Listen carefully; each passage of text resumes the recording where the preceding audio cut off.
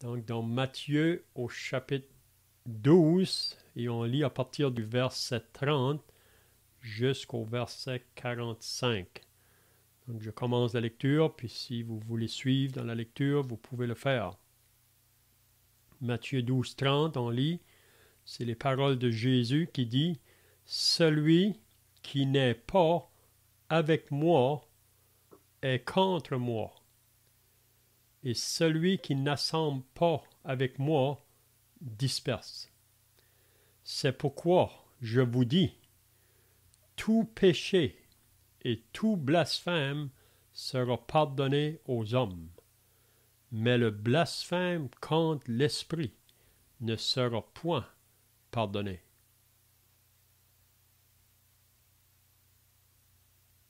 Quiconque parlera contre le Fils de l'homme, il lui sera pardonné.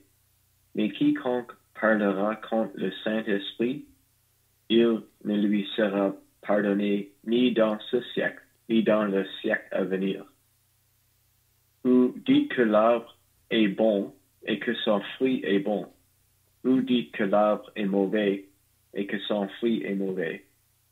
Car on connaît l'arbre par le fruit.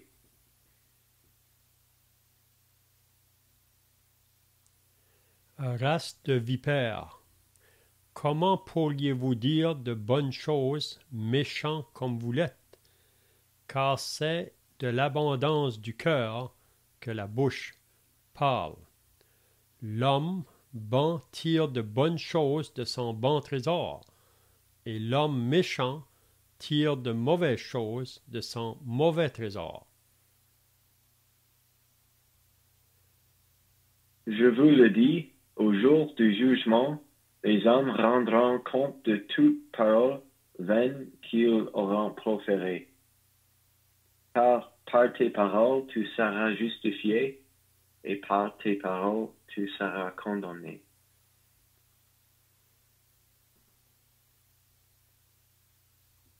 Alors quelques-uns des scribes et des pharisiens prirent la parole et dirent, « Maître, nous voudrions te voir faire un miracle. » Il leur dit, « Une génération méchante et adultère demande un miracle.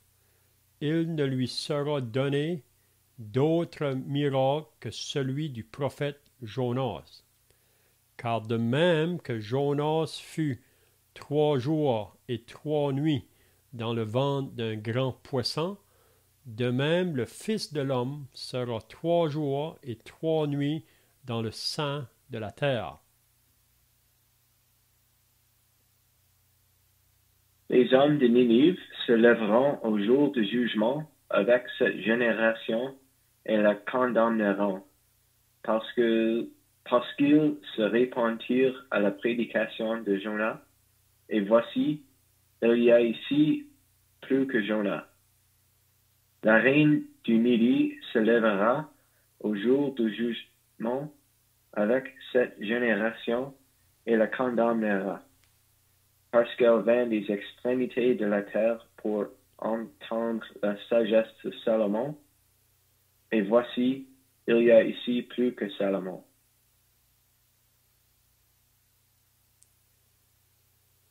Lorsque l'esprit impur est sorti d'un homme, il va par des lieux arides cherchant du repos, et il n'en trouve point. Alors il dit, « Je retournerai dans ma maison d'où je suis sorti. » Et quand il arrive, il la trouve vide, balayée et ornée. Il s'en va et il prend avec lui 7 autres esprits plus méchants que lui. Ils entrent dans la maison, s'y établissent, et la dernière condition de cet homme est pire que la première. Il en sera de même pour cette génération méchante. Amen. Donc, si vous étiez là la semaine passée, on avait regardé Jésus qui avait guéri un homme qui était aveugle et muet. Puis après que Jésus a guéri cet homme, les chefs religieux qui se trouvaient là, les pharisiens, ont dit que Jésus avait fait ce miracle-là, si on peut dire, par la puissance du diable. Donc ça, c'est très grave, surtout pour ces chefs religieux. Vous savez que les pharisiens, c'était des personnes religieuses extérieurement. C'est des personnes qui n'ont jamais été régénérées, mais des personnes qui étaient grandement responsables parce que Dieu leur a parlé par sa parole. Vous savez que les pharisiens, c'était des hommes qui connaissaient les 5 Écritures ou les 5 livres de Moïse par cœur. On dit que pour être un pharisien, on devait maîtriser les 5 livres de Moïse par cœur. Donc, ils connaissaient beaucoup de la part de la parole. Donc, vous savez que plus que nous connaissons de la parole, plus nous sommes responsables devant Dieu. Je peux aussi penser à des enfants qui sont élevés dans des familles chrétiennes, ont un plus grand privilège que beaucoup d'autres qui n'ont jamais connu vraiment qu'est-ce que c'est que la vie chrétienne, puis même qui n'ont pas eu l'occasion d'avoir la parole de Dieu lue devant eux. Mais des personnes qui grandissent dans des familles chrétiennes, souvent les parents ont été avec eux à chaque jour pour faire la lecture de la parole de Dieu, mais après un certain temps, il y en a même qui vont se détourner de ça. Donc, ces enfants-là sont beaucoup plus responsables que pour d'autres qui n'ont jamais eu ce privilège-là. Donc, on peut dire que tous ceux qui étaient associés au peuple d'Israël ou qui étaient des descendants d'Abraham avaient des plus grands privilèges que tous les autres peuples alentours. Donc, ces pharisiens ici, même Jésus dit dans Jean au chapitre 5 et le verset 39, en parlant des pharisiens, là, il dit, vous sondez les Écritures. Je vais juste le lire correctement, là. Jean 5, 39, il dit, vous sondez les Écritures parce que vous pensez avoir en elles la vie éternelle. Ce sont elles qui rendent témoignage de moi, c'est-à-dire que c'est la parole de Dieu qui rend témoignage à propos de Jésus. Puis Jésus va leur dire, et vous ne voulez pas venir à moi pour avoir la vie. Donc, ces hommes-là connaissaient les Écritures, puis toutes les Écritures, vraiment, on peut dire qu'il y a une personne centrale dans toute la parole de Dieu. Ça nous pointe à Christ, à Jésus. Et même les prophètes de l'Ancien Testament ont parlé beaucoup sur la personne du Seigneur Jésus-Christ, même sur ses souffrances et sur sa mort. Donc, ces chefs religieux-là étaient grandement responsables. Mais vous ne voulez pas venir à moi pour avoir la vie. Donc, qu'est-ce qu'on va voir ce soir? On avait vu ça un peu la semaine passée, là, que ces chefs religieux-là, face à des évidences qui étaient bien claires devant eux, par les miracles que Jésus a faits, c'était assez pour que ces hommes-là devaient croire, sans avoir aucun doute, mais ils ont demeuré dans leur incrédulité. Puis ça, c'est vraiment triste, vraiment, quand que l'homme arrive à cet état-là, là. Vraiment, l'incrédulité dans la plus forte qu'elle peut être. Puis on peut prendre un peu l'exemple de Pharaon dans l'Ancien Testament. Si vous vous rappelez, Pharaon, le roi en Égypte, c'était un homme qui était très haut placé, si on peut dire, dans une autorité. C'est lui qui gouvernait l'Égypte à ce moment-là. Puis vous savez, quand on est grand, souvent on a la difficulté à s'humilier. Puis ces hommes-là, vraiment, ils dominaient le peuple, vraiment. C'est eux qui décidaient qu'est-ce qu'ils voulaient. Mais vous vous rappelez que Dieu a entendu les cris de son peuple qui se trouvait là en Égypte. Parce que Pharaon, un portrait du diable, il les faisait travailler, il les faisait là, vraiment souffrir vraiment sous sa main. Puis ce peuple-là a crié à Dieu, puis Dieu les a entendus. Puis Dieu va envoyer un libérateur, Moïse, pour les faire sortir de l'Égypte, pour qu'ils viennent dans le désert pour adorer Dieu. Mais vous vous rappelez, quand que Moïse est allé vers Pharaon, puis il lui a dit « Laisse aller mon peuple ». Mais Pharaon n'a pas voulu laisser aller le peuple. Puis vous vous rappelez qu'est-ce que Dieu a fait sur l'Égypte?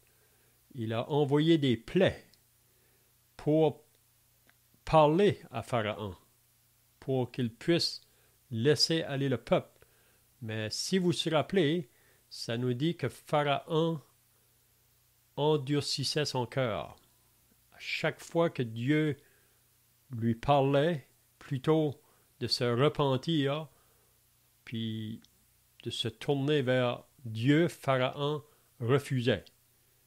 Il refusait, même avec des évidences là, que c'est Dieu qui parle puissamment, Pharaon endurcit son cœur. Mais il y a le danger quand on endurcit le cœur, parce que vous savez que Dieu, par Moïse vraiment était conduit par l'Esprit de Dieu pour parler à Pharaon. Mais il y a une possibilité qu'après que Dieu nous a parlé à plusieurs fois, comme Pharaon, qui endurcit son cœur, le danger, c'est de dépasser la limite, si on peut dire. Puis vous vous rappelez, c'est ça qui est arrivé avec Pharaon. Il a été trop loin. Avec toutes les évidences que Dieu travaillait avec le peuple d'Israël, Pharaon s'est endurci, mais maintenant c'est Dieu qui l'a endurci. Donc il était trop tard pour Pharaon maintenant. Il a été trop loin. Okay? Donc le Saint-Esprit travaille encore dans le monde aujourd'hui. Puis le travail du Saint-Esprit, c'est de convaincre les hommes en ce qui concerne le péché, la justice et le jugement. Puis le Saint-Esprit travaille. Puis on voit dans la parole de Dieu, même dans l'Épître aux Hébreux, là, si vous entendez sa voix, aujourd'hui, si vous entendez sa voix, n'endurcissez pas vos cœurs. Parce qu'il y a une possibilité pour chaque être humain, face à la parole de Dieu, d'endurcir notre cœur. Mais le danger est que si on endurcit notre cœur une fois, deux fois, quand Dieu parle, il y a la possibilité qu'on va trop loin. Puis même face à des évidences, comme ces chefs religieux ici, là, face au miracle que Jésus a fait, il disait que cela venait du diable, de Satan. Il disait que Jésus était possédé de Béelzébul. Ça, c'est aller trop loin, si on peut dire. Donc, vous connaissez l'histoire de Pharaon, qu'est-ce qui est arrivé par la suite. Pharaon a été noyé dans la mer Rouge. C'est pas que Dieu n'a pas voulu sauver Pharaon. Dieu a parlé plusieurs fois à Pharaon, mais il a poussé Dieu à sa limite. On a l'exemple aussi de Caïn. Et vous vous rappelez Caïn? Caïn, lui aussi, Dieu lui a parlé. Caïn s'est irrité contre Dieu. Pourquoi que Caïn s'est irrité contre Dieu? Est-ce que quelqu'un se rappelle pourquoi que Caïn s'est irrité contre Dieu? Est-ce que quelqu'un a des pensées là?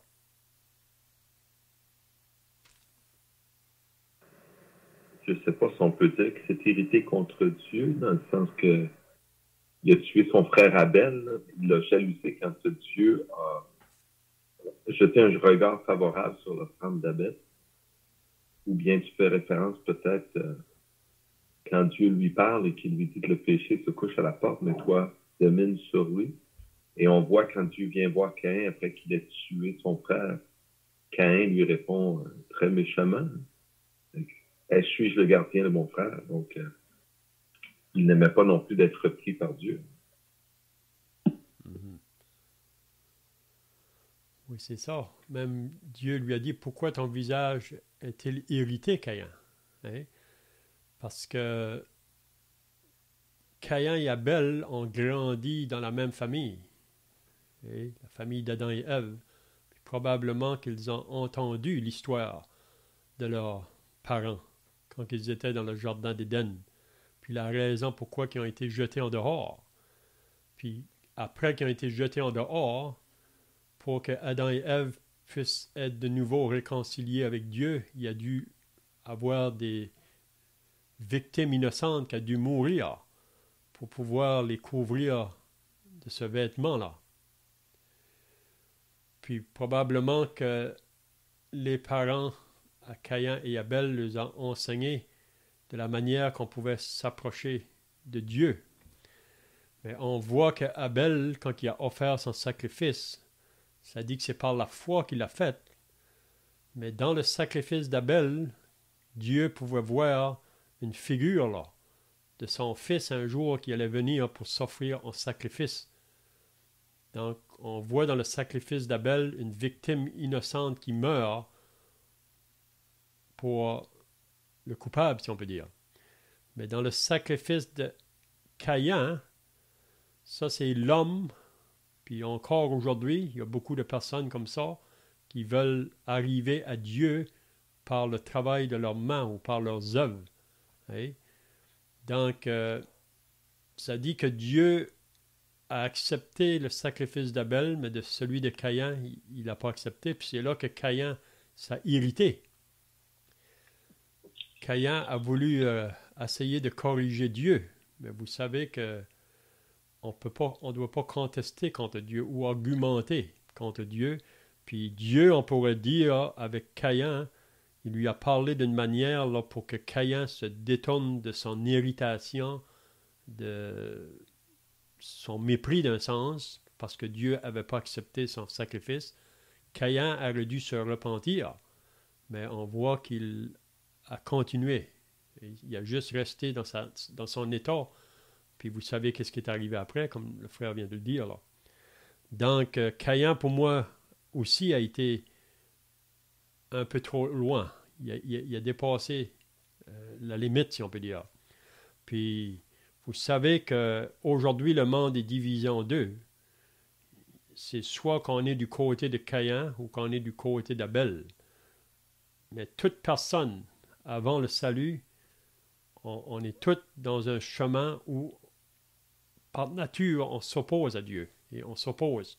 Dieu nous parle, mais on veut résister ou on s'oppose.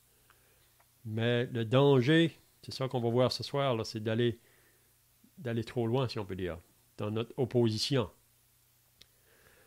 Donc, je ne sais pas si vous avez d'autres pensées, là. Sinon, on va commencer au verset 30 du chapitre 12 de Matthieu.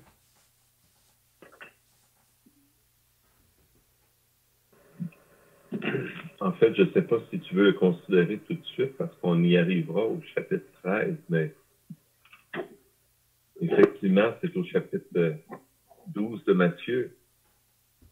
Ils ont accusé Jésus de chasser les démons par Béelzébul et Jésus leur répond de façon sensée. Et il leur a dit que si Satan est divisé contre lui-même, sa maison est divisée et il ne peut pas résister. Son royaume ne peut pas subsister. Et il dit aussi, si je chasse moi les démons par Béelzébul, vos fils, par qui les chasse-t-il?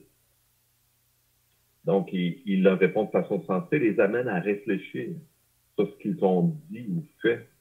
En réalité, ce qu'ils font, c'est qu'ils refusent de reconnaître l'autorité de Jésus. Parce que l'homme n'a pas le pouvoir de chasser les démons. Donc, ils doivent définir par quel pouvoir Jésus a, quelle puissance, si on veut, hein, Jésus a ce pouvoir de chasser les démons.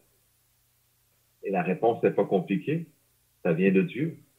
Ou bien eux ont déclaré que ça vient de Belzébul, mais c'est pourquoi est-ce qu'ils ont dit ça? C'est parce qu'ils refusent de reconnaître l'autorité divine de Jésus. C'est là qu'est le bobo, le problème. Et là, vers quoi ça va conduire?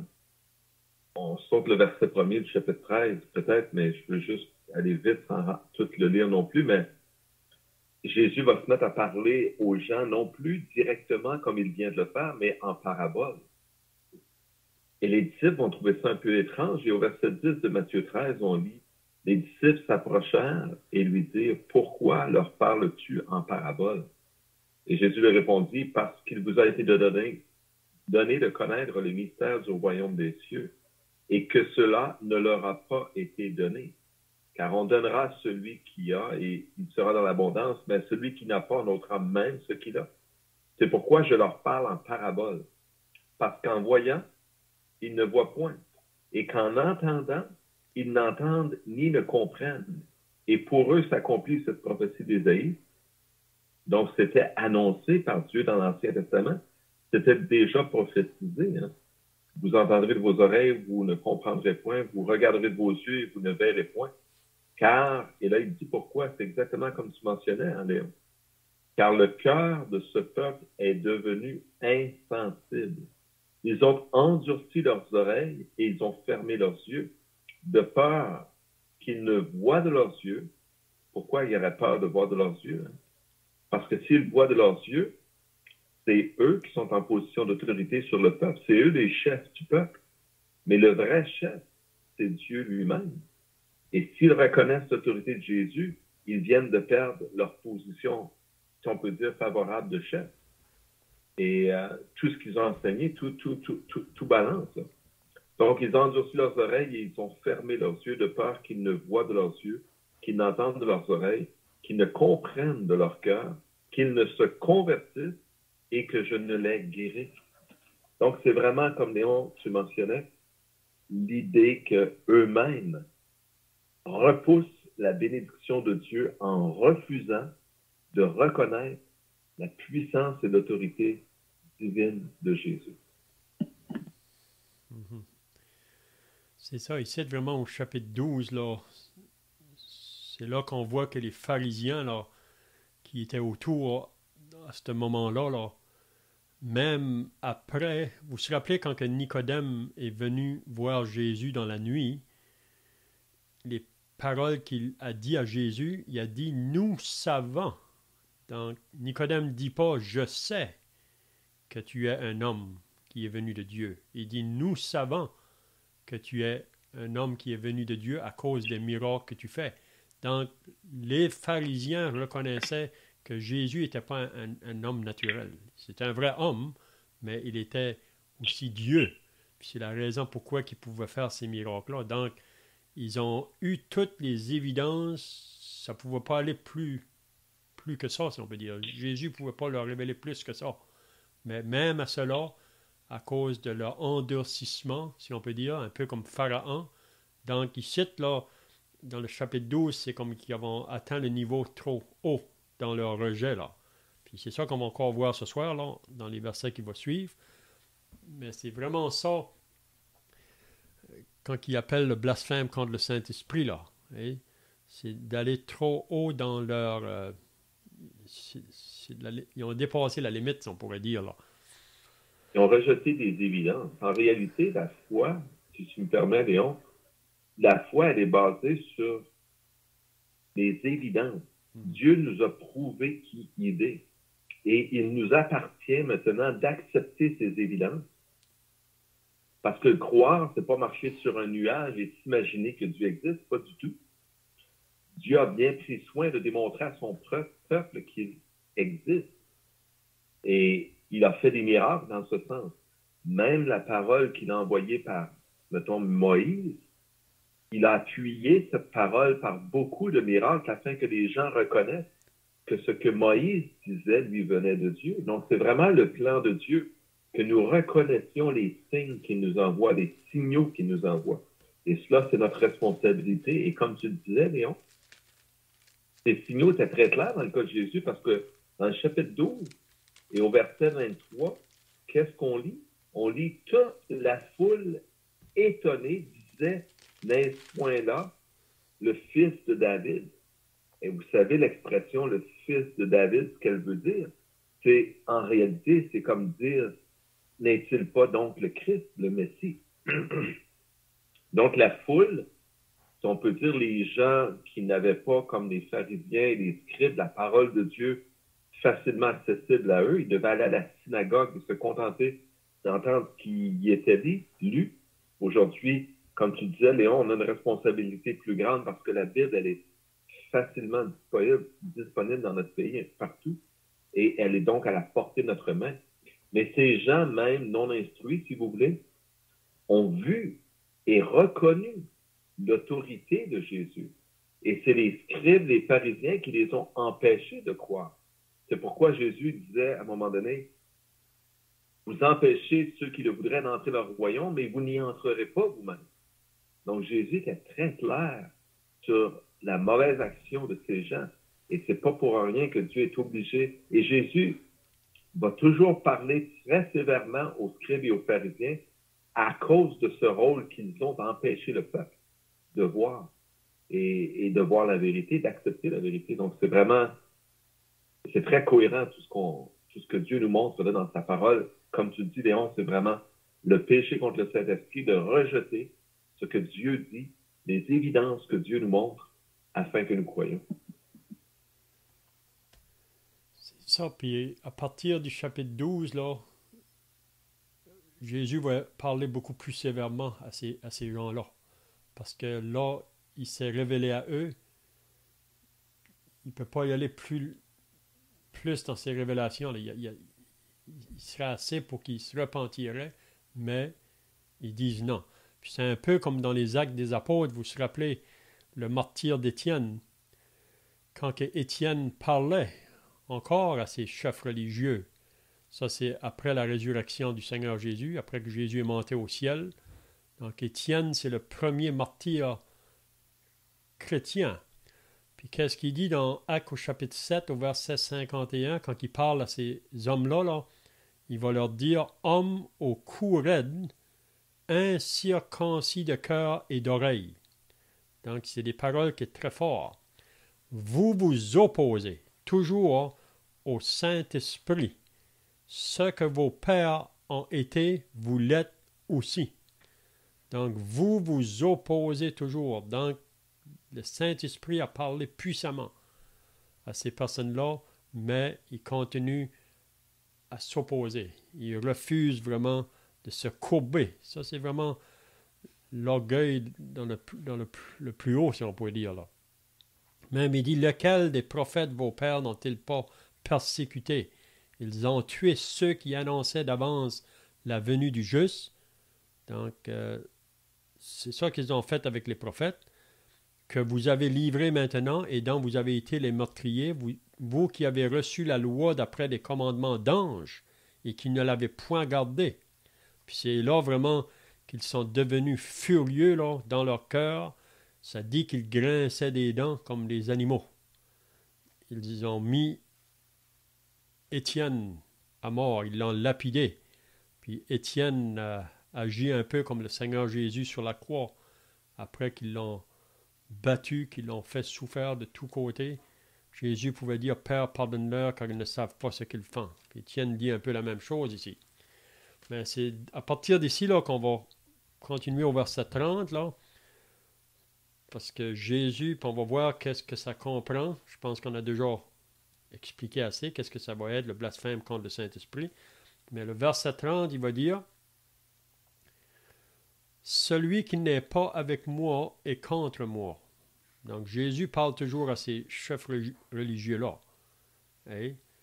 Si vous n'êtes pas avec moi, vous êtes contre moi. Et celui qui n'assemble pas avec moi disperse. Donc c'est soit qu'on est du côté de Jésus ou qu'on n'est pas avec Jésus. C'est soit qu'on est dans le royaume de la lumière ou qu'on est dans le royaume des ténèbres. C'est soit qu'on est avec Dieu ou qu'on est avec le diable. Puis ces hommes-là ici, parce qu'ils ne veulent pas reconnaître Jésus, donc ils sont vraiment du côté du diable. Donc on ne peut pas être neutre. On ne peut pas être neutre parce que si vous vous rappelez dans Jean 8, ces hommes-là disaient même qu'ils avaient Dieu pour père, qu'ils avaient Abraham pour père. C'est ça qu'ils prétendaient. Mais Jésus les a dit dans Matthieu, dans Jean 8. Il dit, si que Dieu serait votre père, Abraham serait votre père, vous ne chercheriez pas à me faire mourir. Mais Jésus a été très direct là. Il a dit, votre père, c'est le diable. Puis vous voulez accomplir ses desseins. Il est le père du mensonge. Hein? Donc Jésus a été très sévère. Il voulait les réveiller vraiment, mais ils ont resté endurcis. Donc le verset 31, c'est pourquoi je vous dis, tout péché et tout blasphème sera pardonné aux hommes, mais le blasphème contre le Saint-Esprit ne sera point pardonné. Donc le blasphème contre le Saint-Esprit, c'est ça qu'eux viennent de faire là. C'est d'associer l'œuvre de Dieu au diable. Puis c'est l'idée qu'ils ont eu les évidences au plus haut point. Ils ne pouvaient pas être plus haut que ça là. Puis ils l'ont rejeté. Donc ça, c'est vraiment le blasphème contre le Saint-Esprit. Est-ce que quelqu'un a d'autres pensées ici? On peut relire un peu le verset 30. Hein. Celui qui n'est pas avec moi est contre moi, et celui qui n'assemble pas avec moi disperse. On pourrait, et je vais insister, mon idée, c'est on pourrait avoir la fausse impression de sécurité parce qu'on va se dire, nous, on n'est pas contre Jésus. On va se dire, on n'est pas comme ces pharisiens ou ces gens religieux qui rejetaient Jésus et qui combattaient contre lui. Tu l'as dit tout à l'heure, Léon, on peut penser, nous, moi, je suis sur le neutre, là, je suis idle, je me laisse aller, je regarde comment ça va, puis je prends pas position. Tu sais, je laisse les choses aller, je fais ce qui est bien, je fais pas ce qui est mal, je suis correct. Mais pas du tout. Pas du tout. Le verset, ce qu'il nous dit, c'est que contrairement à la fausse pensée, la fausse assurance que quelqu'un peut avoir dans son cœur, qu'il n'est pas contre Jésus, s'il n'est pas ouvertement pour Jésus, en vérité, ce que Jésus déclare par cette phrase, c'est que cette personne, elle est contre Jésus. Ça peut ne pas être ce qu'elle pense dans son cœur, mais c'est la façon de traiter la chose, si vous voulez, de Dieu. Dieu ou Jésus nous déclare, cette personne-là, elle est contre moi. En fait, elle est en rébellion contre moi en refusant de reconnaître pleinement qui je suis et de se soumettre à ma volonté. Donc, c'est vraiment sérieux. Et c'est sûr que tout ce verset-là, le verset 30, il est dit dans le contexte de ces hommes qui ont, avec beaucoup d'évidence, rejeté le Seigneur Jésus. Comme tu disais, Léon, Dieu nous montre à l'un et à l'autre, tantôt d'une façon, tantôt d'une autre, qui il est ou qui est Jésus. Et particulièrement à nous, par sa parole, Dieu démontre qui il est et qui Jésus est. Mais la responsabilité est entièrement la nôtre, c'est notre choix. Et c'est à nous de ne pas nous laisser emporter par le courant de pensée de ce monde et de clairement prendre position pour Jésus et d'obéir à sa volonté. C'est ça, on ne peut pas être neutre. On sait que beaucoup de personnes aujourd'hui qui ne sont pas avec Jésus, peut-être qu'ils ne sont pas arrivés au point où que ces chefs religieux-là sont arrivés, parce qu'eux ont dépassé la borne, si on peut dire. Ils ont vraiment commis le blasphème contre le Saint-Esprit. Mais Dieu parle à tous, puis on peut arriver à la même place que les pharisiens ont arrivé si quand Dieu parle, puis on résiste et on résiste. Hein? Donc, c'est pour ça qu'il faut faire bien attention, comme qu'on lit dans l'Épître aux Hébreux, aujourd'hui, si vous entendez sa voix, n'endurcissez pas vos cœurs. Parce que le danger de s'endurcir, on peut arriver comme les pharisiens ont fait, de venir à un point d'attribuer les œuvres de Jésus au diable. Hein? Donc, je ne sais pas si quelqu'un d'autre a des pensées là.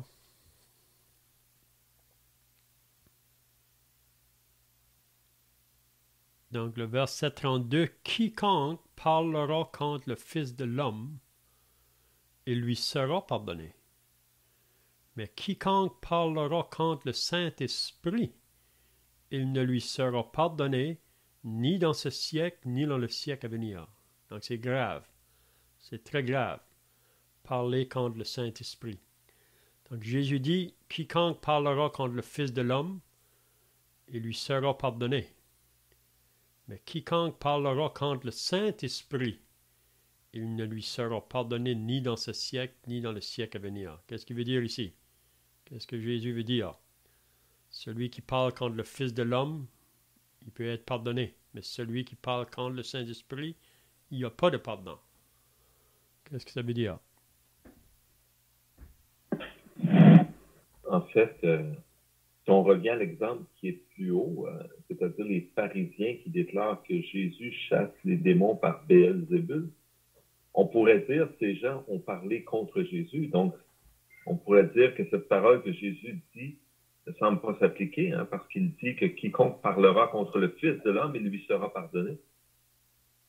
Mais quand il faut réaliser que Jésus était un homme, Dieu s'est fait homme sur la terre. Et quand il a chassé les démons, c'est par l'autorité de Dieu, c'est la puissance, c'est le Saint-Esprit qui est en train de travailler pour convaincre les gens que Jésus est Dieu, qu'il est le Christ, qu'il est le Messie et qu'il est le roi auquel ils doivent être soumis. Donc, ces paroles contre ce miracle que Jésus a fait ne sont pas tant des paroles contre Jésus qu'elles sont des paroles contre l'œuvre du Saint-Esprit qui est en train de travailler pour les convaincre de qui est Jésus. Donc, en réalité, en parlant ainsi contre Jésus, c'est contre le Saint-Esprit qu'il parle parce qu'il rejette l'œuvre que le Saint-Esprit est en train de faire pour les convaincre, eux, de qui est Jésus, encore une fois. Donc, le blasphème contre l'Esprit, c'est vraiment de fermer les yeux, de fermer nos cœurs, et comme tu l'as dit très bien, Léon, de ne pas c'est d'endurcir notre cœur, finalement, de refuser de voir et d'ouvrir les yeux devant les évidences. Ce qui est un peu étrange, parce qu'en vérité, quand on parle à tout le monde, parler à peu près à n'importe qui dans le monde, même à des athées, et ils vont reconnaître que Jésus, c'était un être exceptionnel. Vous comprenez ce que je veux dire? Donc, on pourrait dire qu'il ne parle pas contre Jésus, mais en réalité, il blasphème aussi contre le Saint-Esprit d'une façon parce qu'il refuse de reconnaître qui véritablement est Jésus. Il refuse de reconnaître ce témoignage que le Saint-Esprit rend afin qu'on reconnaisse qui est Jésus. Et comme Jésus, on l'a lu tout à l'heure dans Matthieu 13, qu'on soit sauvé. Donc, c'est comme tourner autour de la même question, mais le blasphème contre le Saint-Esprit, c'est vraiment rejeter les preuves, si vous voulez, les évidences que le Saint-Esprit met à notre disposition pour voir et pour savoir vraiment ce que Dieu dit et qui est Jésus, et ensuite, donc, de pouvoir croire. Vous savez, si on ne sait pas qui est Jésus, on ne peut pas croire en Jésus. On peut savoir qu'il y a quelqu'un qui est venu sur la terre qui s'appelait Jésus, qu'il y a des rumeurs qui disent qu'il aurait fait des miracles et toutes sortes de choses. Mais ça ne sauve pas. Il faut avoir une ferme assurance de ces choses. Et la ferme assurance ne peut venir que lorsque le Saint-Esprit nous convainc dans nos cœurs que cela est vrai. Ce n'est pas juste des histoires, des racontages de grand-mère, mais c'est la vérité et c'est le témoignage de Dieu lui-même.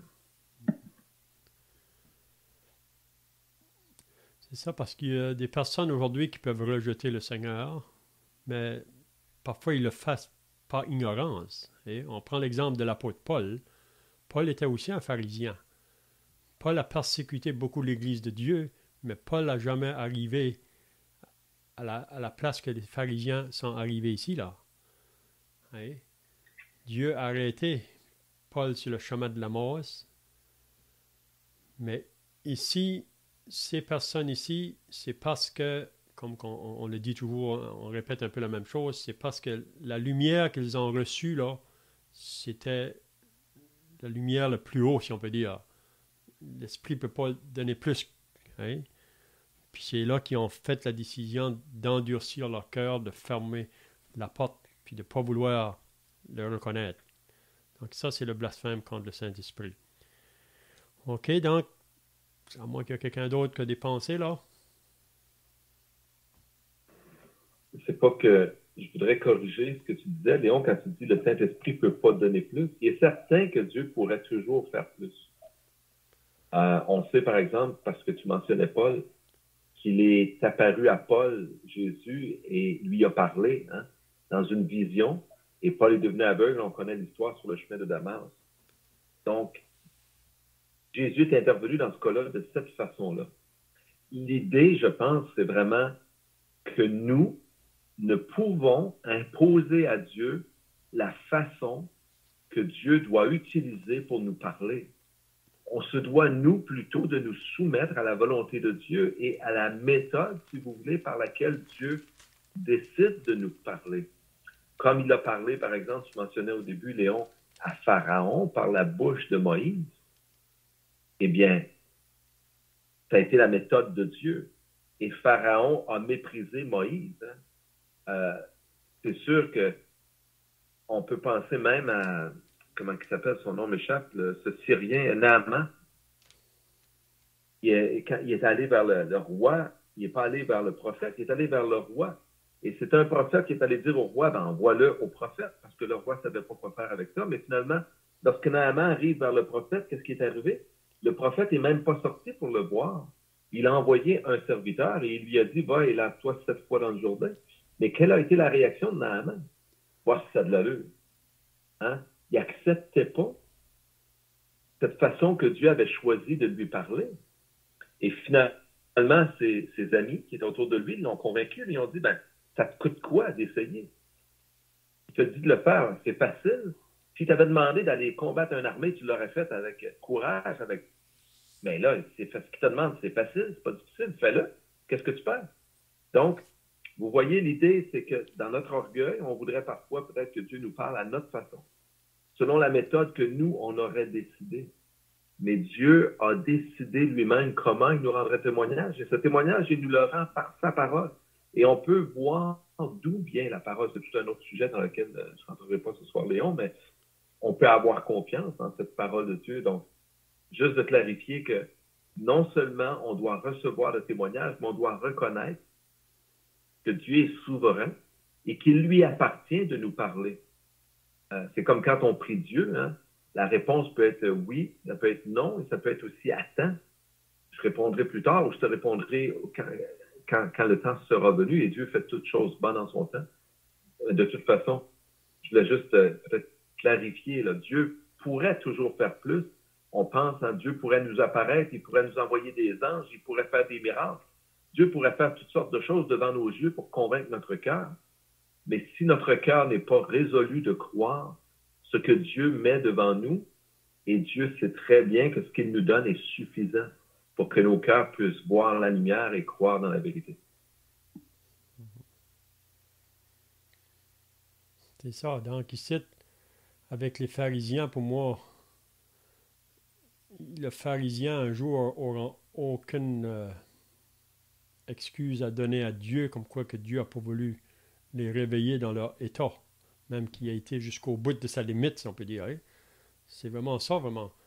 C'est qu'il les a révélés dans plusieurs aspects, là, surtout ces hommes-là, avec toutes des évidences, mais ils ont endurci leur cœur jusqu'à un point que Dieu va les endurcir comme Pharaon.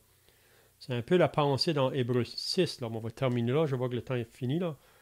Mais Hébreux 6 va dire, en parlant des apostats, là, vous savez que l'Épître aux Hébreux a été écrit à des croyants qui passaient par des temps très difficiles parce que il y a des personnes qui étaient à un moment donné avec eux, puis ensuite ils se détournent complètement, comme si ils piétinent vraiment ce qu'ils ont professé. Ça, c'est vraiment un acte apostasie. C'est un peu comme le blasphème contre l'Esprit. Mais ils ont eu toutes les... Dieu les a parlé très fort, là. Il dit au verset 4, « Car il est impossible que ceux qui ont été une fois éclairés et qui ont goûté le don céleste. » Donc ça, c'est vraiment d'être proche, le plus proche de la porte qu'on peut être, si on peut dire. C'est un peu comme Judas. On dit que Judas, c'est l'homme qui est venu le plus près de la porte puis qui n'a pas rentré. Okay?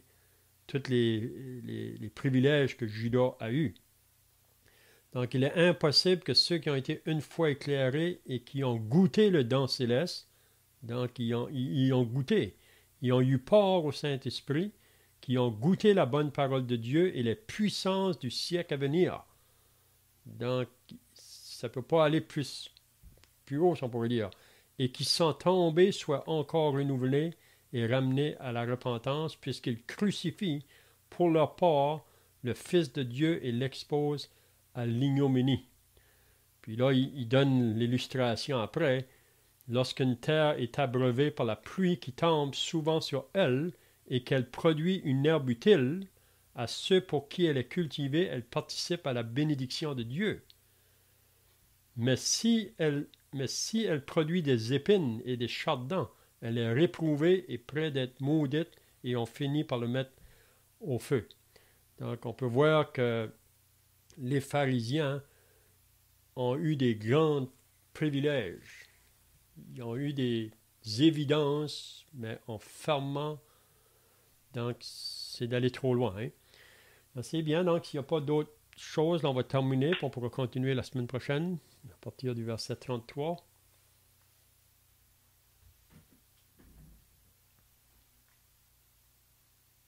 Les passages que nous considérons sont solennels pour chacun de nous. Père, tu es Dieu, tu es souverain, tu connais toutes choses. Et Père, tu te révèles selon que tu le trouves bon au cœur de l'homme. Et tu avertis l'homme d'écouter, de porter attention, de craindre même. Car, ô Dieu, comme tu es redoutable. Et Seigneur, qui pourrait se moquer de toi, se tromper? Notre Père, rien ne peut te déjouer. Et tu vois les ramifications profondes et sinueuses du cœur de l'homme. Tu connais nos pensées, nos raisonnements.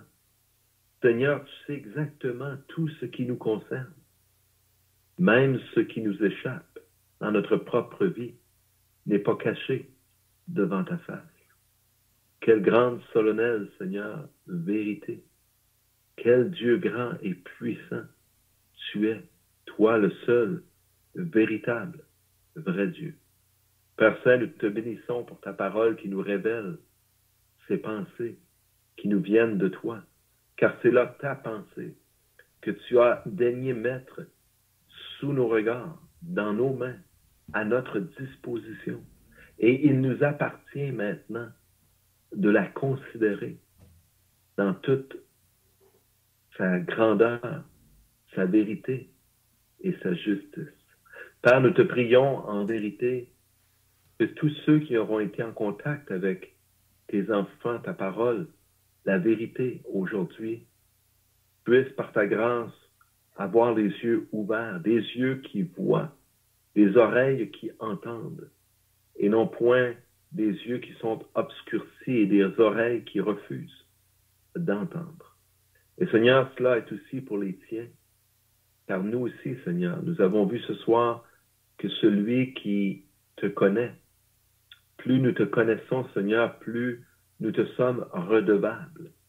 L'apôtre Paul avait même mis Étienne à mort, il avait participé à ce meurtre. Et tu l'as pardonné. Et nous lisons, Seigneur, que c'est dans l'ignorance qu'il avait fait ces choses, croyant te rendre un culte, jusqu'au jour où tu lui parlas, et alors, il valait mieux pour lui de considérer ta parole.